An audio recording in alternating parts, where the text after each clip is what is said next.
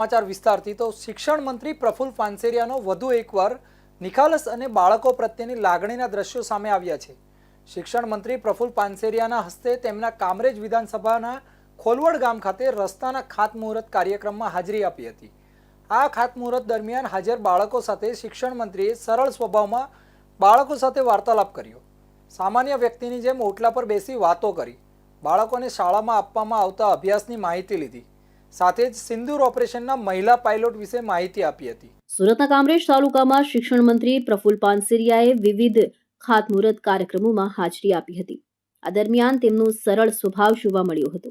મંત્રી પાનસેરિયાએ કાર્યક્રમ દરમિયાન બાળકો સાથે સામાન્ય નાગરિકની જેમ ઓટલા પર બેસીને વાતચીત કરી હતી। તેમણે વિદ્યાર્થીઓ પાસેથી શાળામાં ચાલતા અભ્યાસક્રમ વિશે માહિતી મેળવી હતી। વાતચીત દરમિયાન તેમણે બાળકોને સિંદૂર ઓપરેશનમાં મહિલા પાયલોટની ભૂમિકા વિશે પણ માહિતી આપી હતી। બાળકો સાથે વાતચીત કરતા શિક્ષણ મંત્રીનો વિડીયો સોશિયલ મીડિયા પર વાયરલ થયો છે। આ પ્રસંગે તેમનો નિખાલસ